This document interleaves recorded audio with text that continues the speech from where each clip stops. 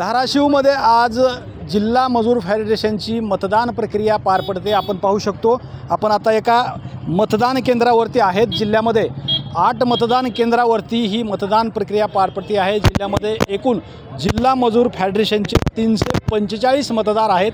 ते मतदार आज आपल्या मतदानाचा हक्क बजावणार आहेत। या 345 मतदारासाठी आज या जिल्हा मजूर फेडरेशनच्या निवडणुकीमध्ये एकूण 13 उमेदवार जे आहेत ते रिंगणामध्ये आहेत। 13 पैकी 4 उमेदवार बिनविरोध निवडून आलेले आहेत आणि बाकी जे 9 उमेदवार आहेत त्या 9 जागेसाठी एकूण 24 उमेदवार रिंगणामध्ये आहेत। एकंदरीतच आज ही मतदान प्रक्रिया पार पडल्यानंतर उद्या या मतदान प्रक्रियेचा निकाल जी जाहीर होणार आहे आणि इथून पाठीमागं भाजपाचे आमदार राणा जगजितसिंह पाटील म्हणजेच महायुतीचं वर्चस्व या जिल्हा मजूर फेडरेशनवरती राहिलेलं आहे।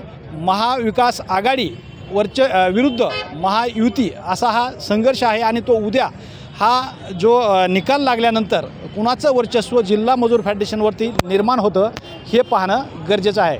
श्रीराम क्षीरसागर, TV9 मराठी, धाराशिव।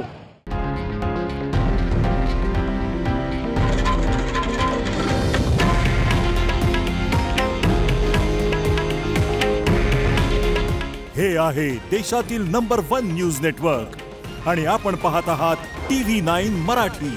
काळजी तुमची, हित महाराष्ट्राचं।